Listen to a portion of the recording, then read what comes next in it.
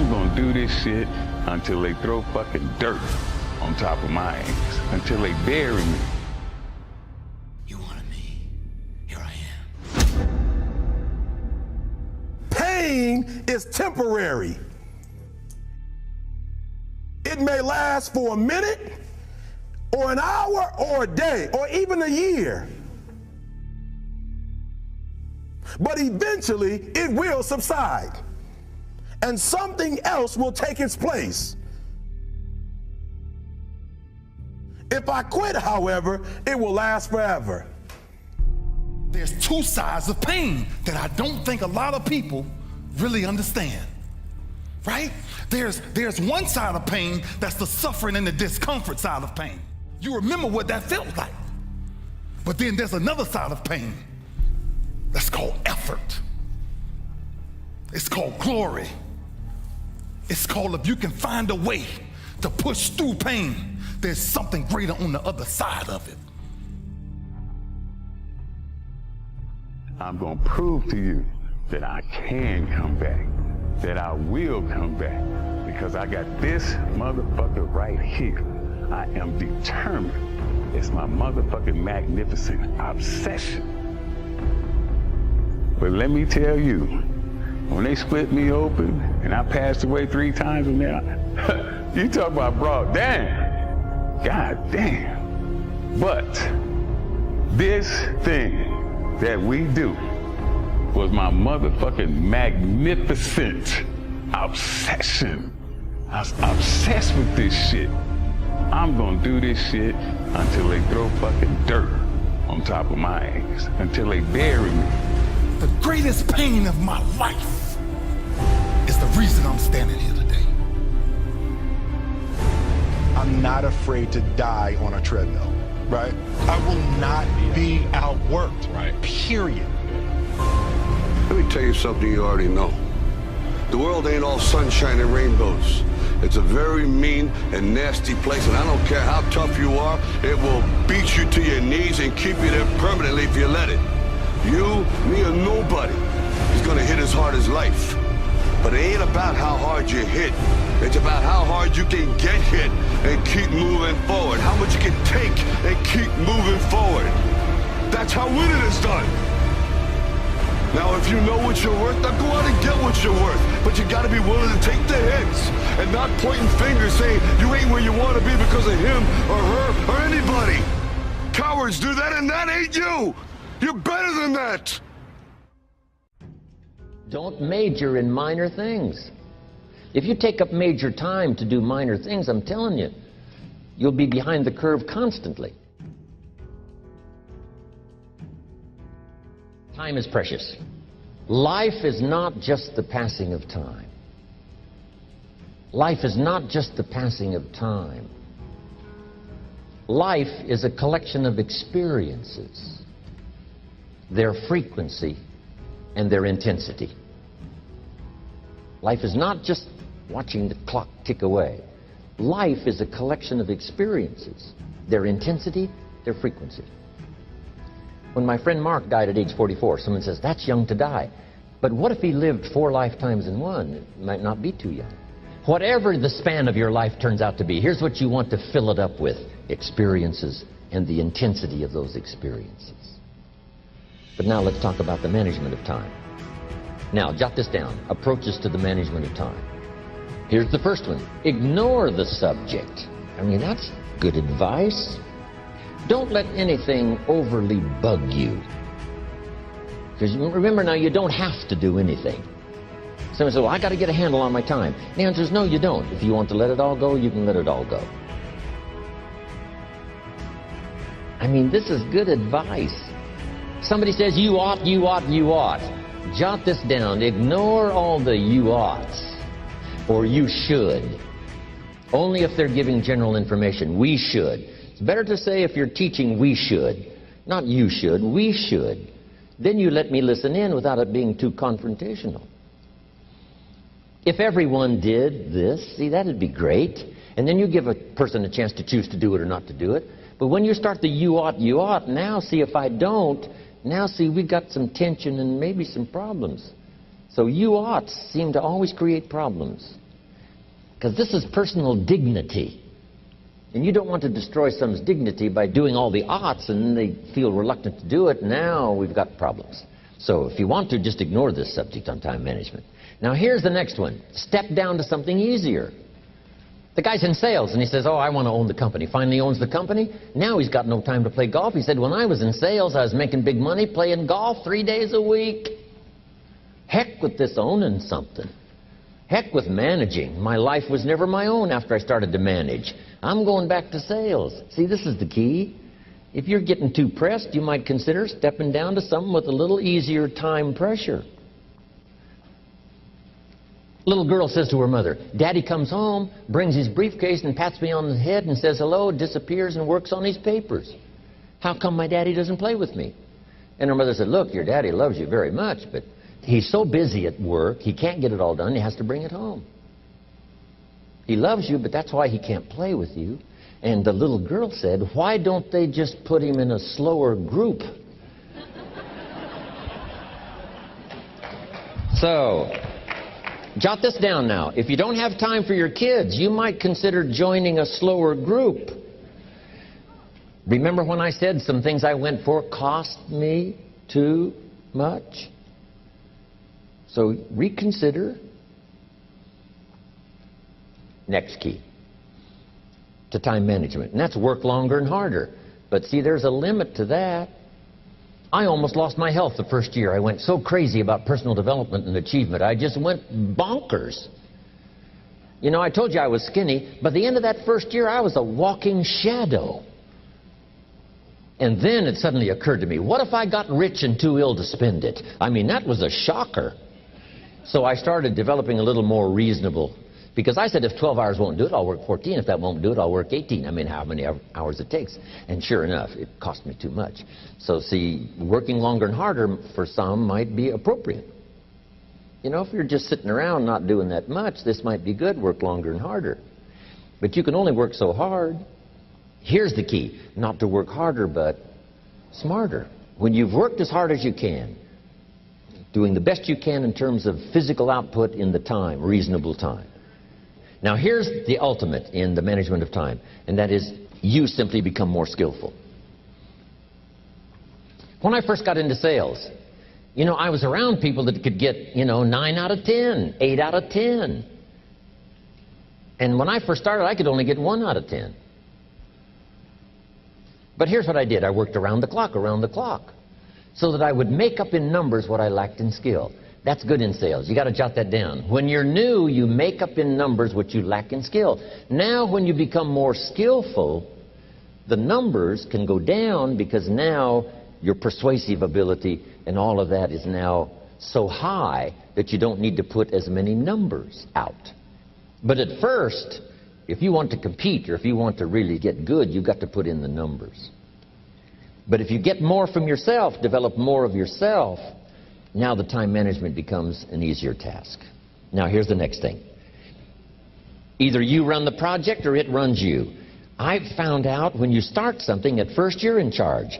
All of a sudden, a year later, it's in charge. Some of the companies I started, I'm telling you, I'm in control.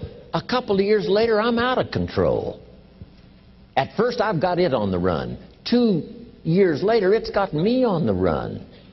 Haven't got enough time. I'm dizzy with trying to get it all done. So here's part of the key, and that's to get in charge. It's easy to start something. First thing you know, you're out of control. It's in control. The enterprise you get started now runs you ragged. Because I did that when I had the whole 13 offices and the big entourage. I'm telling you, it was like short nights and long days and just sort of the never-ceasing demand for time and activity, which was fine. At that time in my life, it was fine, and created a lot of good results and laid some good foundation for a lot of future careers that came from those unique times. There's a pretty long list of people who were inspired by it and educated by it and participated in that program I had going. But then I rechanged the format to sort of rearrange my own life personally, which has paid off for me. Now I have a heavy workload, but if you finally get to the place where you have most everything done for you, I still farm in Idaho, but I'm what's known as a gentleman farmer. A gentleman farmer gives orders and other people do the work. It's different than being a farmer doing the work yourself. I know that because I was raised in the farm country where I still have my farm, but now I have the luxury of participants who look after my agriculture, look after my home building. My daughter looks after all of my accounts and my residences and my real estate, and I have good partners in business. That's extra luxury, where you can do your specialty and other people working make it valuable. One of my albums is entitled Take Charge of Your Life. Take charge of your time, take charge of your resources, take charge of your health. You're the one that's responsible for it. It's not a requirement of society that you not have a heart attack and take care of your family. That's not a requirement of society, but you must make it a requirement of yourself. Society doesn't require that you build a financial wall around your family nothing can get through. That's not a requirement of society. It's a requirement you impose on yourself to build a financial wall around your family nothing can get through. So impose on yourself this self-development of being in charge, taking charge of your life and your health and your future and your responsibilities and all the rest. Next, reasonable time is enough time to achieve all of your goals. Just jot that down. Reasonable time is enough time. I had to learn that. Reasonable time is enough time.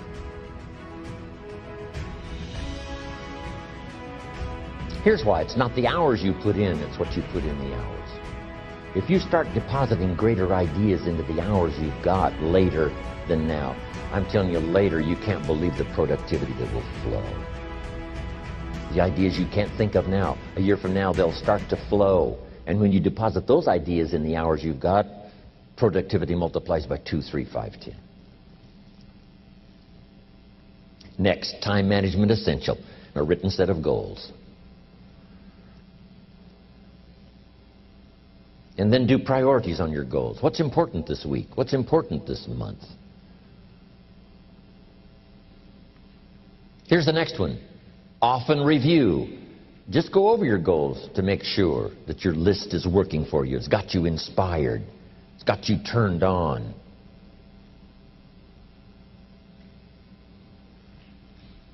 Somebody says, how come you're up so early? Say, if you were headed where I'm headed, you'd be up early too.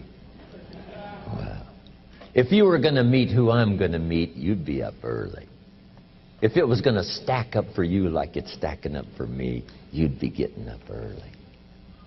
Wow. Here's some more time management essentials. Learn to study what we call majors and minors. Here's what you must say when you pick up the phone. Is this a major conversation or a minor conversation? If it's minor, a few pleasantries and you're done. If it's major, maybe you've got to make a few notes. So here's the next one. Important conversations, make an agenda before you make the call. Just jot down a little agenda. It's so easy now to just talk out of your head. Did you ever hear a conversation end like this? Let's see, there was something else. See, you don't look that swift. I can't think of it right now. I'll call you back. See, you look a little incompetent. Let's see, there was something. It escapes me right now. Really? So have you got this now? Make an agenda before you make a call if it's an important call. Now later that saves you all kinds of stuff. You call John in, the salesman, say, John, remember those 4 things we went over? He said, no, we didn't talk about that. And then you pull out your daytime or whatever, and there's the list you made when you made the call. He said, oh yes, seems like I do remember. And you've got him with your list. If it's just, salespeople especially can talk you out of what's in your head. It's true. No, we didn't talk about that. And if you don't have a little proof, I'm telling you, it's gone. So make an agenda before you make a call. So what's major, what's minor? Now here's the key on this.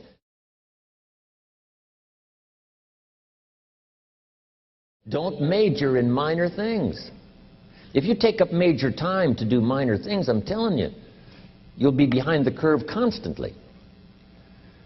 Here's what we learn in sales training. What's major time and what's minor time? Here's minor time, thinking about prospects. Here's minor time, making lists of prospects. Here's minor time, keeping books on prospects. Here's minor time, going to see the prospect. Here's minor time, evaluating the prospect after you've been there. That's all minor time. Here's major time, in the presence of the prospect. That's major time.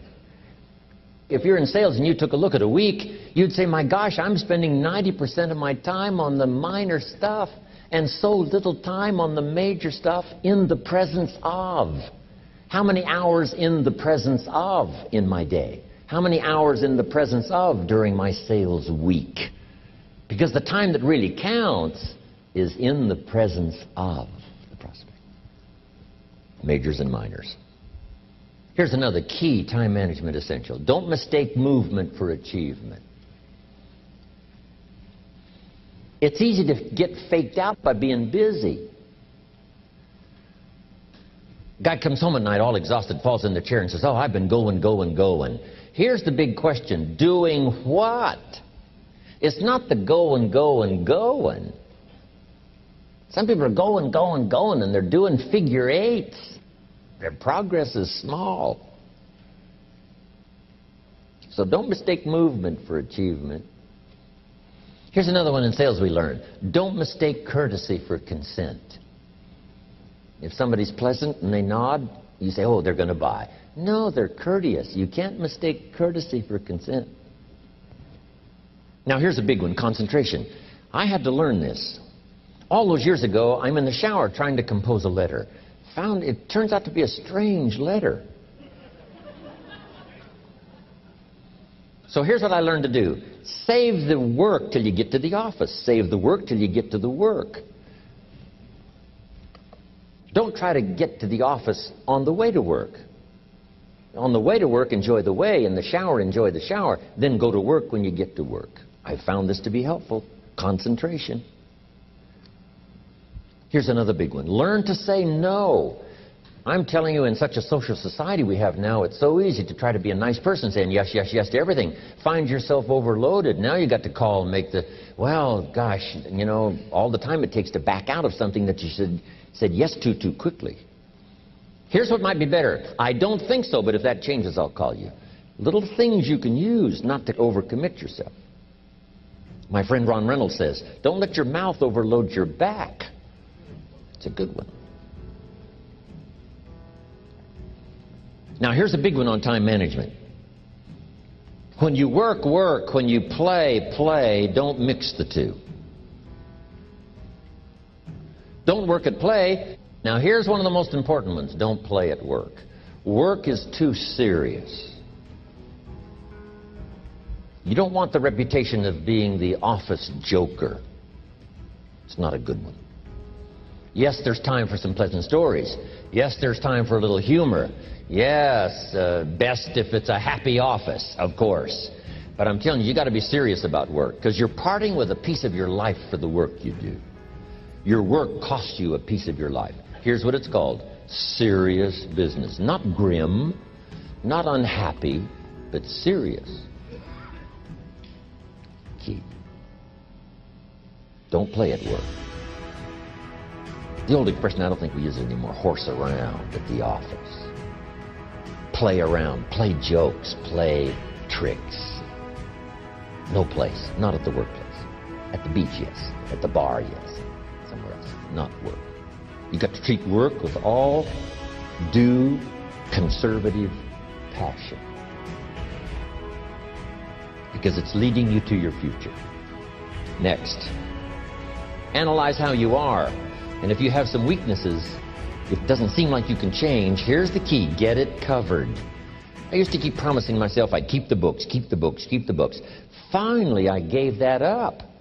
And back then, it only took me an extra $50-60 a month for some accountant to keep the books. I said, no, I'm going to save the $50. You can't believe what I started losing in productivity because I tried to save the $50. So the key is, a lot of the time you can stay like you are, but just make sure you get it covered. Okay. Next, beware of the telephone and all other systems of communication, especially the telephone at home and systems of communication at home. Let all communication systems serve you, but don't let them intrude. When it comes time to have dinner with your family, you shut off all systems, unless the ones that can take messages silently. Don't let the phone ring. Don't let anybody intrude, come through the front door nor the back door, nor through the telephone or any other device. So you can't reach John and his family when he's having dinner. The President of the United States couldn't get through. If you develop that kind of a reputation, father, mother, when we have dinner, when we're visiting and have this time with our family, nothing intrudes. So don't let these clever little devices keep intruding. You've got to have a place that's sacrosanct, it's valuable. You don't let anything in for that period of time. I asked a guy one time, it's been many years ago, I said, what did your television cost? I knew he was a great television watcher. He said $400. I said, that's not true. He said, no, I paid $400 for this television set. I said, well, let me tell you what I think it's costing you, because I know what kind of talent and skills you've got. I think it's costing you about $40,000 a year. Not to own it, but to watch it. It's not owning a television set that's expensive. It's watching it that's expensive. What else could you do at that time? One, if you've got plenty of money in terms of lifestyle. But if you haven't got plenty of money, what if you took the television time and properly employed it by learning a couple of extra skills? No telling what would happen to your income. I mentioned this to this guy. He got so inspired and convicted with my little talk there that he had his brother-in-law bring over his pickup and haul away his television set. He said, well, you could just take it away yourself. I said, no, I don't want to do that. You know, I want to do it right now. Come and get this thing and take it away. He said, I've got a new philosophy. I'm going to take my TV time and turn it into fortune. See, all it takes is an idea, and it doesn't have to be that radical, but he wanted it to make a statement. Let's get this thing out of here. And later, you know, he had another television, but now he learned to shut it off and use time wisely. But at the moment, he wanted to prove to himself that he was ready to do something radical. He said, Jim Rohn is right. This television is costing me a fortune. Not to own it. Owning is cheap. Watching it's what's expensive. So you just have to learn to ration the time. Television is useful, but you got to wisely use it. Just like food, you must wisely use food. In leadership, we teach enough food to be healthy and gather strength, and no more. So you just have to learn the no more. Make that your philosophy. How much rest? Enough to be healthy and gather strength, and no more. Why would you spend any more than just enough to gather strength and be healthy on both food and rest? But if you overindulge in food and rest, they become a detriment now, not a support. So I think if you look at things that way, let them serve but not intrude, it's like a television set. If you let it serve, fine, but if you let it intrude on everybody's time, the average family watches television, what, 7 hours a day? See, that's probably too much. It's not that the television isn't good, it is good, but it's too much time devoted to one fairly intrusive instrument in your house. So let it serve, not intrude. That's a good philosophy. I find if you come up with a philosophy and an attitude, it helps to set the tone of things you do, don't do, correct, rearrange, turn upside down, try it another way until something works better for you. I think that's good advice. How many stories do we hear now of some people that are addicted to the computer? The wife says, honey, let's go. And he can't let go. He can't shut it off. Then you know you've got a problem, right? So I think everything, doesn't matter whether it's alcohol or drugs or a computer or being online. I found out, not from my own experience, but from others I know, it's possible to be online and off track. So you got to make sure when you're online that you're not off track. But it's not difficult to be online and off track in terms of time allotment, what absorbs your attention. If all of your thoughtful time is used for busy time rather than creative time, then the encroachment on your creative time is just probably too heavy. We need time to think.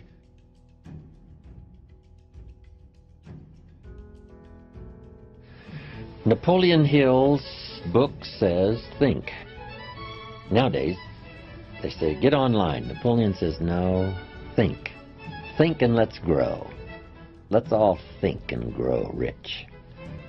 Think of better ways to do things. Think of a better time, a day schedule. Think of better ways to be creative, not just busy.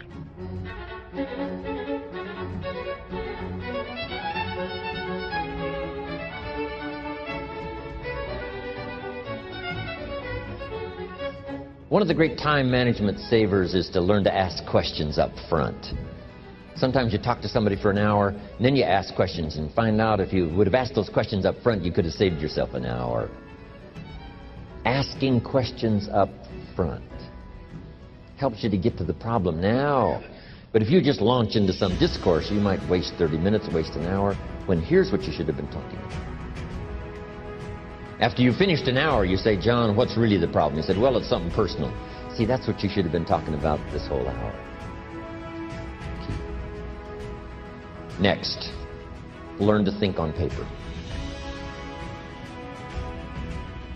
Some ways to think on paper. One, solving problems. Take it out of your head and put it on paper. Another one is setting goals. Here's another good way to think on paper. It's a projects book. Each person you're working with and each project you're working on, get a loose leaf binder and a tab and some pieces of paper behind the tab and do a little continual summary of how it's going between you and that person and between you and that project. I call it a projects book. It is so useful to me. What's going on between you and this person? When you last got together, what did you talk about? And you got a few notes there. Here's what we talked about the last time we got together. Now when you get together again, you can review that so you'll know better what to talk about. When the president gets ready to travel and he's going to meet some important people, guess what they bring him? All these briefing books.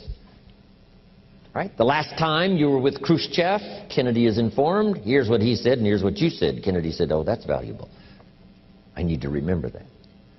If a person is important, it's worth a little running account. You might even have a projects book for your children. Here's what's happening between me and my child. We've talked about this, and we've talked about this, and we've talked about this. Next, a day timer. Keeping track of all of your appointments.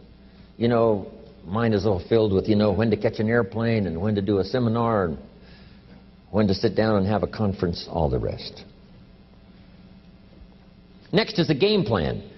If you've got a house and the insurance is going to come due and some other things are going to come due, you just put it on a spreadsheet and make sure it's taken care of. Key phrase, take things out of your head and put them on paper. And the key is to just experiment with different ways that helps you to do that. Now here's the last one, thinking on paper, and that's to keep a journal. One of the things I'm known for around the world, have been now for 39, 40 years, is keeping a journal. Now my journal is not necessarily a diary. It might be part diary. I'm flying over Ireland and I write down a few little things that impress me. Today I met this person. Wow, what an extraordinary event. Today I conducted this seminar in Rome. 1,000 people stood up and sang for me. I've got a little bit of a diary in there. But here's what primarily your journal is for. Collecting good ideas. A journal is to collect good ideas on your health, good ideas for your business, good ideas for your future, good ideas for time management. Because I used to take notes on pieces of paper and torn off corners and backs of old envelopes and restaurant placemats. And I threw all this stuff in a drawer. It did not serve me well. I finally learned to get a bound copy. Right? And just keep a journal. Right? If I was here, I had my journal, I'd be taking notes, right? These 2 days in my journal. Now, if you're caught without your journal, you just take the notes when you get back home, You put those notes in your journal, throw the paper away. Because we don't usually go through paper to review. But see, my journals now make up a significant part of my own library. My journal's all reserved privately for my children and my grandchildren. Can you imagine what I've collected over the years? It's unbelievable. There are 3 treasures to leave behind. Here they are. Number 1, your pictures. Don't leave the event unrecorded. It takes only a fraction of a second to say, here's who I was with. When I travel the world, we take all these pictures. And here's one of the gifts. People send me the pictures they took of me and them. It's part of the treasures I have on the farm. Incredible. A picture's worth 1,000 words to describe the scene, the emotion, what happened. Say, wow, this was an extraordinary day for me when I met these people. Here's what they told me happened to them when they went to my seminar 10 years ago. Wow, the drama comes back if you've taken the pictures. It's one of the treasures to leave behind when you go. Remember the old photographs that we have now of, 100 years ago, 70, 80 years ago, just a few photographs? What would it be like if you had thousands of photographs of the past, of your history, your mother, your father, right? Grandparents? So change all of that now for your children. Leave all your photographs as a record. Here's what's next to leave behind, and that's your library.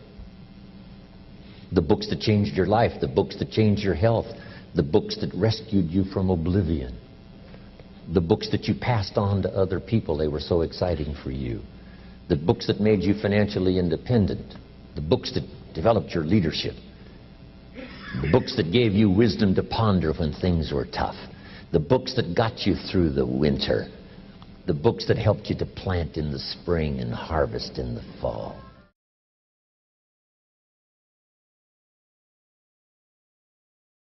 I think you have to pay attention to the details. Don't let too much time pass without staying in touch. If we probably took a survey right now, here are the 20 most important people in my life. How long has it been since I sat down with this one or called this one or wrote a letter to this one? We'd probably say, wow, the man is right.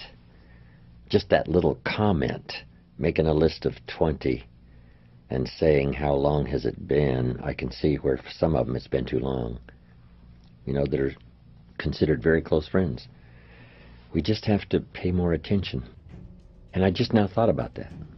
Make a list of 20 and say, how long has it been? We try to think of it. We make a phone call. I say, wow, it's been too long.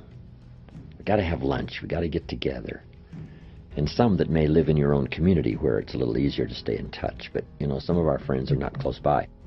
Staying in touch is just a vitally important part of developing a good relationship. Take care of those things that matter. What doesn't matter to you, say if nobody calls me on my birthday, that doesn't matter. But for someone else, it does matter. So you just make sure that gets done, those kind of things. It's easy, especially in a busy society. And like myself, getting on an airplane, flying off to some other country, and be so busy doing that, and the preparation for doing it, and then recovering when you get home, it's easy to let things slide. But we always later have some regrets that we didn't stay in touch more often. Especially somebody older that passes, right? We say, wow, I should have made more phone calls and stayed in touch. But whatever it takes to keep a good relationship going, it's like tending a garden. You can't let it go too long without tending the things that matter, making sure it flourishes, something well nourished, which is true of all of our values. We must protect them like a father, nourish them like a mother, to make sure they give us full value. And then be of full value to someone. Not that you have to be around all the time, but to be available. There's an ancient phrase, here's what it says: if you try to save your life, you will lose it. But if you will lose your life, meaning if you will invest your life, that's the best way to save it and to multiply it many times over. So here's the phrase: investing life into life has the potential of creating miracles. Investing life into life. Investing life into life creates a new baby. but investing life into life with ideas, information, association, influence, can create enterprise, can create a corporation, can create a business, can create a movement, can create something that benefits many more people than just those few that might have invested in each other's lives. So that should be one of your goals, is to be valuable enough to invest in somebody else's life. Starting first if you're married with your children. And then invest in each other. Marriage and friendship, these associations are a chance to invest in each other. A business enterprise. Bill Bailey and I have been involved in other enterprises, but the enterprise, fortunately was successful, and we had a chance to affect a lot of other people's lives. But guess what happened over those years, and which continues to today? We continue to invest in each other. I come up with a great idea, I get on the phone, I call him. He comes up with a book he's read, just said, this is a masterpiece, you've got to read it. So we have this chance to invest each other. And while we walk the farm country of Kentucky, we invest in each other. We walk the beaches of California, and he has a habit of grabbing your arm when you're walking and talking. So he would grab my arm until this one would get sore, and then we'd trade places so he could, grab the other arm for a while we're walking and talking. But a chance to contribute to each other. And what I share with him, he shares with others, and what he shares with me, I share with you and others around the world. That contribution of sharing with each other, being influential, leadership, making a contribution to someone's life that no telling how far it may go from the time it starts. Friendship is, it's one of the most valuable possessions in the world. Good friends, relationships. What really matters when we all get right down to it is that inner circle.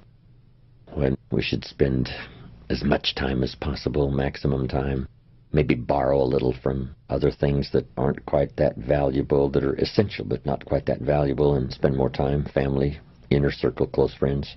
Because that's where a lot of the drive and ambition to do well comes from. Making dreams come true for that inner circle. You and them furnishes the fuel for high ambition. Not to be ambitious just for the name or for the fame or for the money or for the useful things you can do like generosity for the future, but at least to do as much as you can to nourish that association and communication, inner circle. Conversations in art, whether it's with a child or whether it's with husband and wife or friends. Used to be years ago, we wrote letters that only got sent or, received once in a while. Now we just jump on the phone and talk. But back then, people seemed to take thoughtful care about putting into words how they really felt. And it's easy to be a bit too casual and not put as much how you really care into language, especially when we're talking all day long and all day long. It's hard to be that unique when we really would like to be unique. Say something extraordinary about how we feel, but it gets lost in sort of the mundane, ordinary conversation rather than taking the time to say something unique about how you care and about how you feel.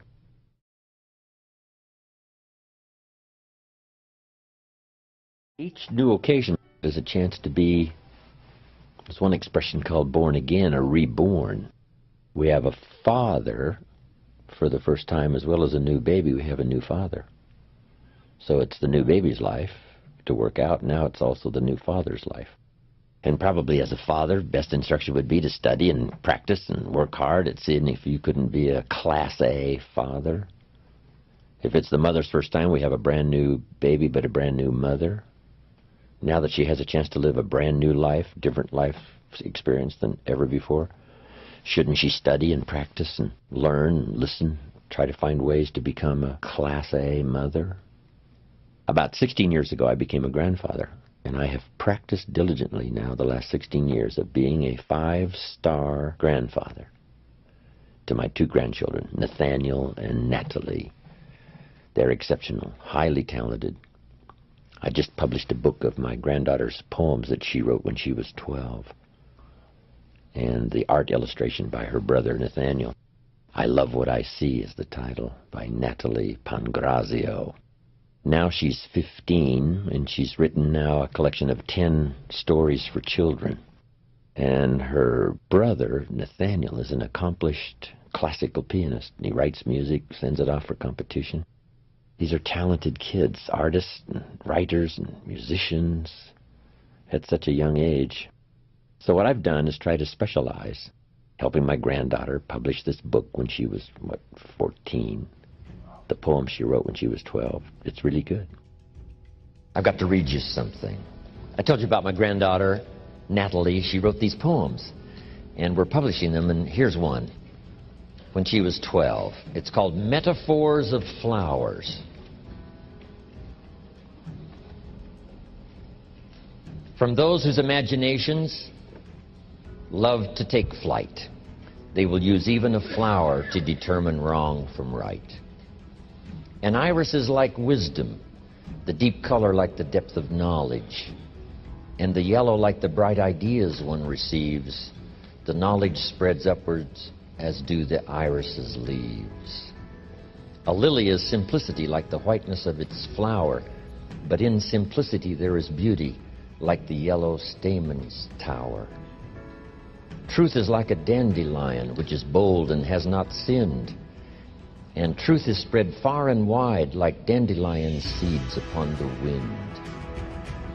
They soon find a place to rest and grow in someone's heart, and the cycle begins again just as it did start.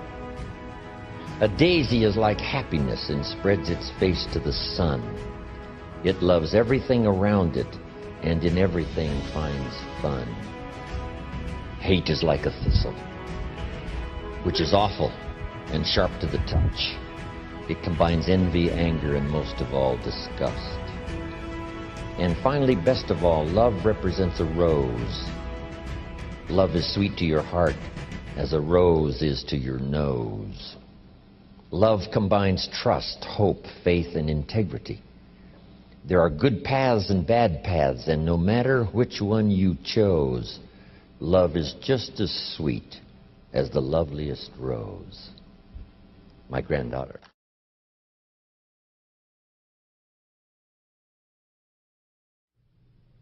Everything you can think of to dazzle your grandchildren and have them think you're the greatest and the best ever.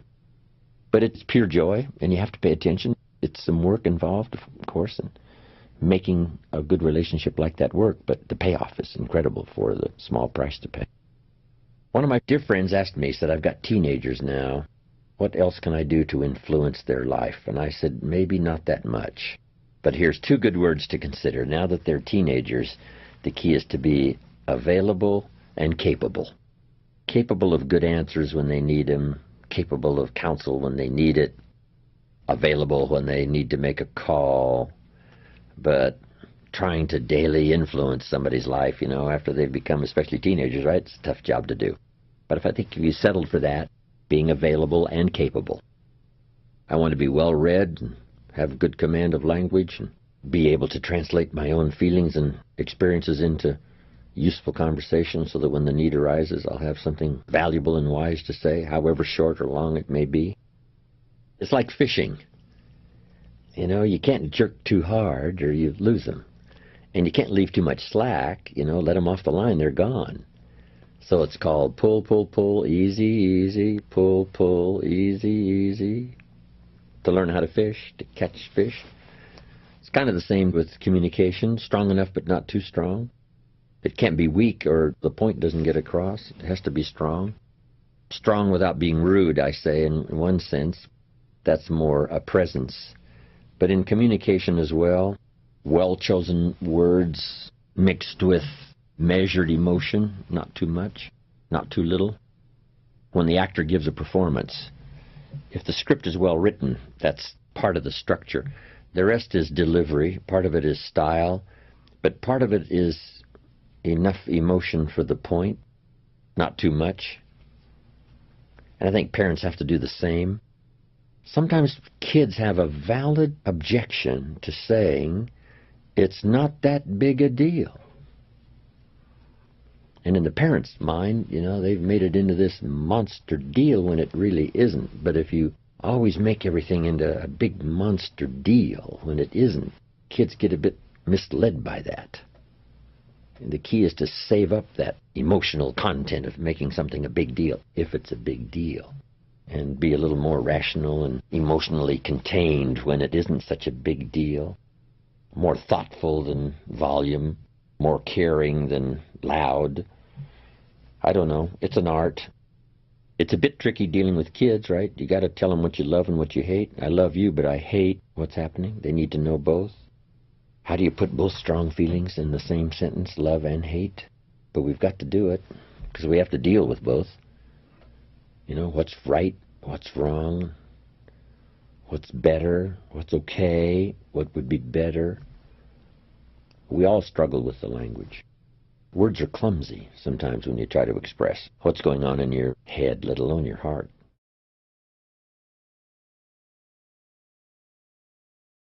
Here's the best I can give you. I'm not a counselor, but this is great stuff. Here's number one. If the parents are okay, the kids are okay. Chances are high, odds are high. If the parents are okay, the kids are okay. Your own self-development is the best contribution you can give to your children. Not self-sacrifice, self-development and contribution. Self-sacrifice usually earns contempt. Self-development and self-investment earns respect. I used to use the old phrase, I'll take care of you, you take care of me. I found out how short-ended that was. I changed it, and Bob Cummings, the old movie star, helped me to change it. Here it is, I'll take care of me for you, if you'll take care of you for me. The best contribution I can make to you, if you're my friend, is my personal development. What if I become 10 times wiser, 10 times stronger, 10 times better, 10 times more unique? Think of what that will do for our friendship. If the parents multiply their own personal value by 2, by 3, by 5, by 10, what would that do for their children? Wow. If the parents are happy, I'm telling you, the kids will be happy.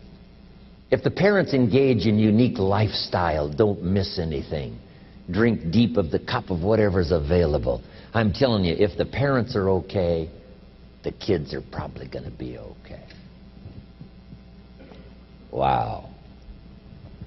If you're on an airplane, the stewardess says, if we run out of oxygen, these masks are going to drop down. And then she says, make sure you take care of your children first. No. Would you underline no? Would you underline no? No. Have you got that? You should take care of your children first. No. That's key. It says, put your mask on first. You take care of yourself first. Then you assist your children. And I just mentioned that would be a good title of a book, wouldn't it? For parents, put your mask on first. Isn't this good information? I couldn't wait to get here today to hear what I've got to say.